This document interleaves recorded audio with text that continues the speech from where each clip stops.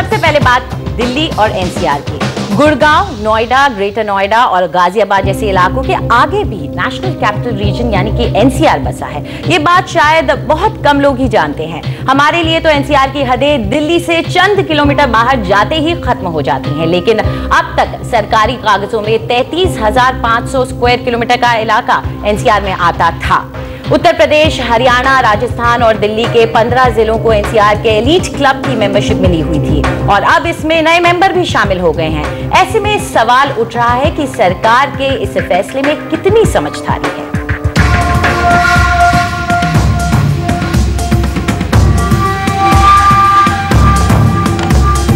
National capital region यानी NCR अब और बड़ा हो गया है। पहले से ही 4 राज्यों में फैले एनसीआर में 34% क्षेत्रफल की बढ़ोतरी कर दी गई है, लेकिन इस कदम पर सवाल उठ रहे हैं क्योंकि जो जिले पहले से एनसीआर में शामिल थे वहां रहने वालों को प्रशासन बुनियादी सुविधाएं तक नहीं दे पाया है। गुड़गांव, नोएडा और ग्रेटर नोएडा जैसे सबसे विकसित इलाकों के निवासी भी एनसीआर के सपने को सच करने की जद्दोजहद में उलझे हुए हैं। ऐसे में दिल्ली से 8 गुना बड़ा इलाका एनसीआर में जोड़ दिया गया है। अब अगर आप दिल्ली से 200 किलोमीटर दूर राजस्थान भी जाएं, तब भी एनसीआर की हदों के भीतर ही रहेंगे। हरियाणा में भिवानी और महेंद्रगढ़ और राजस्थान में भरतपुर पर एनसीआर का ठप्पा लग गया है, जिसका उन्हें लंबे वक्त से इंतजार था। और अब हरियाणा के 2 और जिले करनाल और जींद इस एनसीआर क्लब के मेंबर बनने के लिए बेताब हैं। हरियाणा और यूपी के जो डिस्ट्रिक्ट हैं जो दिल्ली से बिल्कुल लगते हुए हैं, चाहे वो मेरठ हो, बुलंदशहर हो, सोनीपत हो, पानीपत हो, इनमें कोई खास व्यवसाय में वृद्धि नहीं हुई है एनसीआर प्लानिंग बोर्ड के प्लान से पिछले 5-7 सालों में। अगर आप पानीपत शहर को देखें तो उनका जो हैंडलूम का व्यवसाय है वो अपने आप में घटौती पे आ गया है। उसी तरह अगर आप मुरादाबाद देखें, बुलंदशहर देखें, मेरठ देखें, बहुत ज़्यादा व्यवसाय में वृद्धि वहाँ हुई नहीं है, कोई बड़ी इंडस्ट्रीज वहाँ नहीं गई हैं। तो ये तो बहुत ज़रूरी है कि यूपी की सरकार और एनसीआर प्लानिंग बोर्ड मिलकर कुछ कारगर ऐसे ठोस कदम उठाएं जिससे बाहर से व्यवसाय और इन्वेस्टमेंट वो अपने जिलों की तरफ अट्रैक्ट कर सकें। वो अभी तक पुख्ता तौर पे विजिबल नहीं है।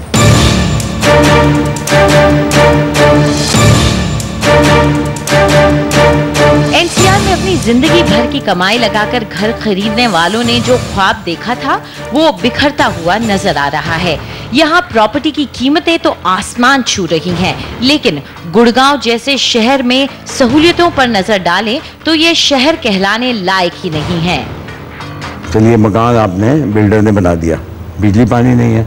बिजली पानी के जो और कनेक्टेड हैं चीज़ें हैं, आपको सॉलिड वेस्ट मैनेजमेंट चाहिए, आपको लिक्विड वेस्ट मैनेजमेंट चाहिए, आपको सड़कें चाहिए, चौड़ी सड़कें चाहिए, आपको ड्रेनेज प्रॉपर चाहिए, आपको सड़कें। तो ये सब चीज़ें बिल्डर अपनी अंदर की सड़कें बना देता है, एक क्लब बना देता है वहाँ, वो दिखाने के लिए कि मेरा ये हो गया। अब वहाँ पहुँचना भी पॉसिबल है कि नहीं?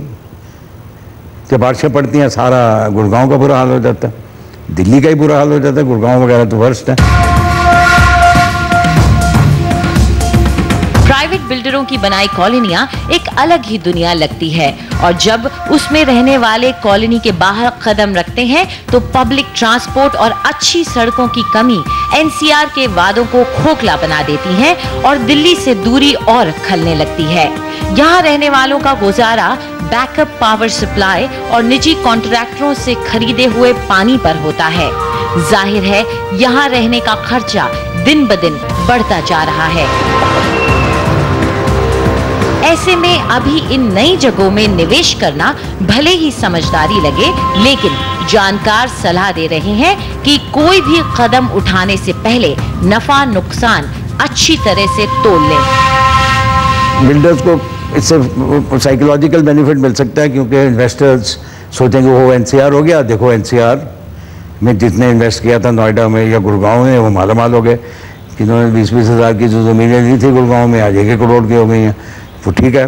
बट यही चीज़ वहाँ हो जाएगी, भरतपुर में हो जाएगी या अलवर में तो हुआ नहीं, अलवर में वहीं का वहीं पड़ा हुआ है, वो कब से एनसीआर का हिस्सा है अलवर, तो बहुत देर से है। मेरठ में कुछ नहीं हुआ, मेरठ वहीं का वहीं पड़ा हुआ है। हापुड़ में और वर्स्ट ही हो गया, कुछ बेटर नहीं हुआ, ना कोई इंफ्रास्ट्रक्चर इंप्रूव हुई है, ना उनका कोई, उल्टा एक बाईपास रोड बन गया, जो पहले हापुड़ में थोड़ा बहुत प्रॉस्पेरिटी थी वो भी खत्म, अब वो गाड़ियाँ सीधी निकल जाती हैं, तो कुछ फ़ायदा नहीं होने वाला। एनसीआर में शामिल होने का सबसे ज्यादा फायदा इन 3 जिलों के बिल्डरों को होगा। दिल्ली के बड़े बिल्डर अभी इन इलाकों में पैसा लगाने से कतरा रहे हैं। अगर आप बात करें कि कोई दिल्ली से आदमी इन्वेस्टमेंट के लिए या फिर असल में रहने के लिए महेंद्रगढ़ जाएगा या भिवानी जाएगा या फिर भरतपुर जाएगा, तो वो शायद सही नहीं होगा, क्योंकि ये इतनी डिस्टेंस में है और अलग अलग स्टेट्स में है। यहाँ पे थोड़ा लोकल डिमांड जो है वो ज़्यादा रहेगा आने वाले वक्त में, तो मेरे ख्याल से एक अच्छा मूव है और लॉन्ग टर्म में ये उन स्टेट्स के लिए भी बेनिफिशियल रहेगा, बट प्रोवाइडेड कि सरकार इसको अच्छी तरह से इम्प्लीमेंट कर पाए और इंफ्रास्ट्रक्चर को एक सही टाइम पे लेके आ पाए। ये है गुड़गांव का उद्योग विहार फेज 5। यहाँ की सड़कों का हाल देखिए, जरा सी बारिश हुई नहीं कि हर जगह बस पानी ही पानी है, और ये गुड़गांव का कमर्शियल हब है। ऐसे में लगता है कि क्या यही ख्वाब था एनसीआर का सरकार का? जब सरकार के एनसीआर के बोर्ड में 3 राज्य कांग्रेस शासित हैं, तो आखिर एक संतुलन बिठाने में इतनी मुश्किल क्यों आती है, ये सवाल जहन में उठता है। और जब ये सोचते हैं तो यही लगता है कि शायद ये एनसीआर का ख्वाब लंबे समय तक बस एक ख्वाब ही बनकर रह जाए।